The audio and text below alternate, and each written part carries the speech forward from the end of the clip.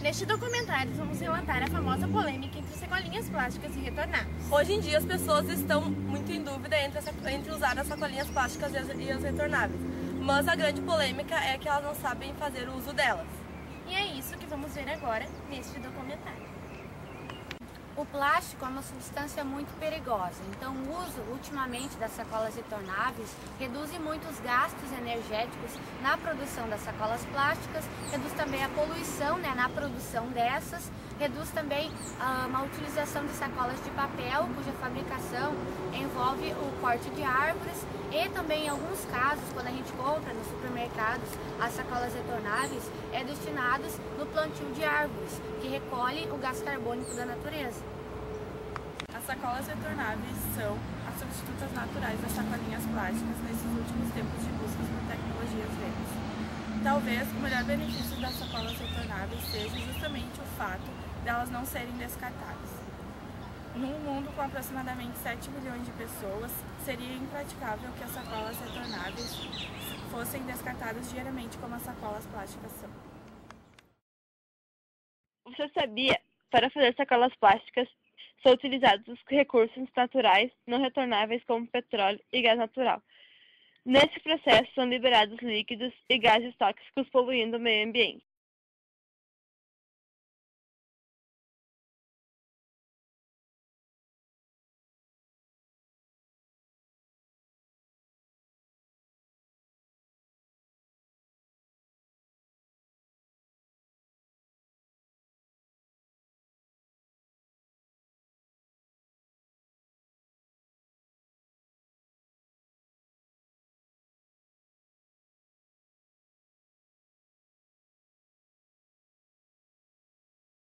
Sacolas de plástico descartadas tornam os lixões de aterros sanitários impermeáveis, dificultando a biodegradação de materiais orgânicos e o acúmulo de gás metano, gás muito mais danoso que o CO2. 80% das embalagens são descartadas depois de serem utilizadas apenas uma vez. Assim, 1/3 do lixo doméstico é composto por embalagens desnecessárias. As consequências do uso excessivo do plástico já podem ser vistas nos oceanos.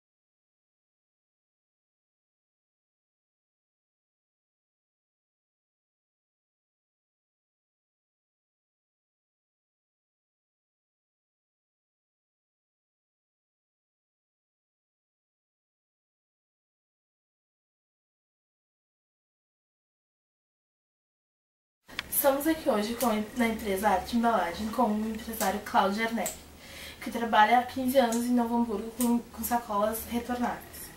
Senhor Cláudio, as sacolas plásticas, qual é o seu ponto de vista sobre elas? A sacola plástica está sendo condenada como vítima da poluição ambiental, mas na realidade ela não tem culpa disso. Se nós analisarmos bem, ela tem um custo-benefício excelente. Ela praticamente não tem substituto a nível de preço para o fim que ela tem. Então o que nós temos que fazer? Temos que usar ela adequadamente, fazer todas as possibilidades de reciclagem e também, sempre que possível, reusar ela, porque se ela falasse, ela ia dizer assim: eu sou reciclável, eu sou retornável, eu não faço poluição desde que me recicle corretamente. Então, coisa assim, eu não vejo problema nenhum na sacola plástica. Só que ela tem que ser manejada de acordo e reciclada sempre que possível. Quais são os malefícios e os benefícios das sacolas plásticas e retornáveis? Praticamente o que eu já disse, os benefícios e malefícios. Tem sempre o pró e o contra. A sacola plástica, por não ser degradável, ela tem esse problema, se ela não for reciclada corretamente. Então nós temos que ter sempre essa questão em mente. Ela tem custo-benefício, só que ele tem o malefício de não se degradar. Leva 300, 400 anos conforme a situação. E aí não é só a sacola plástica, os outros produtos todos que nós embalamos em plástico. Feijão, arroz, tudo, as PET. Então a reciclagem é a solução para isso. Enquanto que a sacola retornável, ela é biodegradável, ela tem o papel também é biodegradável, só que o custo ainda é maior que o plástico. Então nem sempre dá para trocar em todas as situações. Tem situações que se usa a ecobag, a papel e outras que o plástico ainda é o campeão. Muito obrigada, senhora Neck, pela entrevista. E nós encerramos aqui. Além das sacolas de pano, quais outras que podem ser utilizadas como retornáveis? Bem, nós temos como conceito sempre a sacola de pano como sendo retornável. É fabricada em algodão natural cru, tem muitas sacolas feitas em papel material sintético, só que chamam de ecobag, mas são totalmente poluidoras. Como o TNT também chamam de ecobag, mas eu não considero ecobag porque é sintético, nem petróleo. Temos para nós a sacola de papel craft, papel branco, são retornáveis também, sacolas duráveis, que são totalmente recicláveis e feitas a partir de florestas plantadas, não tem nada de desmatamento com a destruição da natureza, são tudo reflorestamento, quer dizer, não afeta e inclusive fazem benefício para a nossa captação de carbono. E a durabilidade, a resistência delas são muito grandes, são muito boas. É isso, obrigada.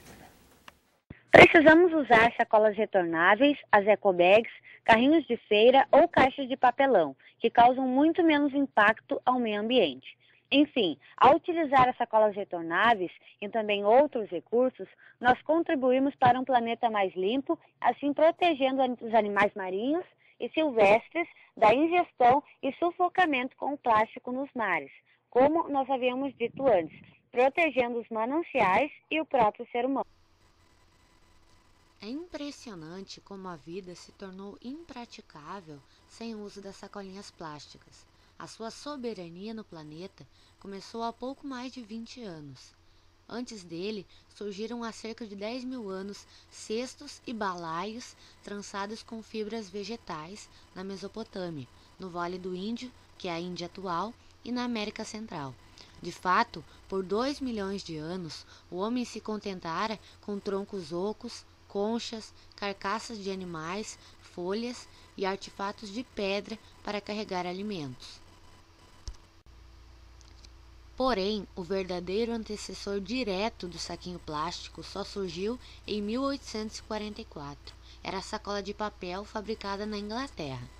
Foi um dos frutos então da Revolução Industrial e a primeira vez que o homem usava um produto descartável. O impacto das mudanças foi tanto que alterou completamente o modo de vida por todo o mundo, diz o historiador Nicolau Shevchenko, da Universidade de São Paulo. Em 1941, 2 químicos ingleses descobriram um material plástico que iria rebaixar a sacola de papel, o chamado polietileno, do qual é feita hoje em dia a maioria dos saquinhos plásticos. A sua popularização se deu a partir dos anos 70, com a implantação de polos petroquímicos fabricantes do polietileno. O saquinho plástico virou então assim um lugar comum no mundo.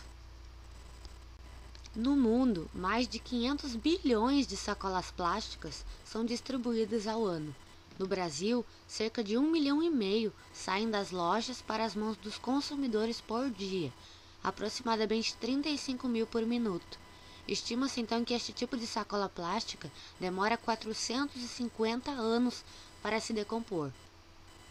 Em nosso país, 80% das sacolinhas plásticas são reutilizadas como saquinhos de lixo, juntando todo tipo doméstico de lixo, então como restos orgânicos, plásticos, vidros, papéis, lixo de banheiro, etc.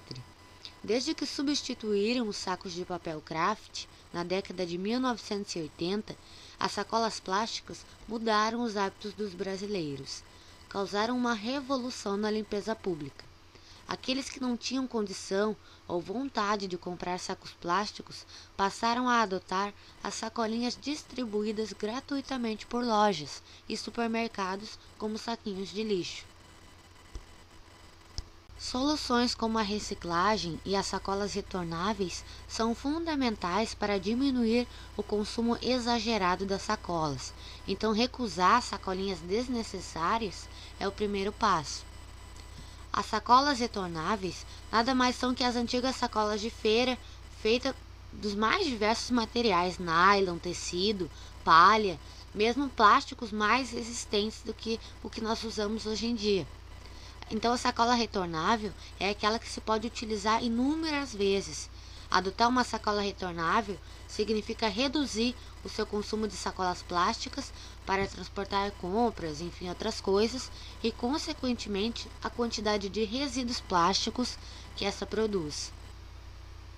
A solução ela é bem trabalhosa e dificultosa, porque ela exige de todos nós, a sociedade em geral, hábitos muito diferentes em frente ao lixo que nós mesmos geramos, mas ela só será efetivada, construída, com o envolvimento de cada um de nós, como um ato de conscientização para que nós venhamos a ter um planeta melhor de se viver, sem poluição e com efetivação da solução.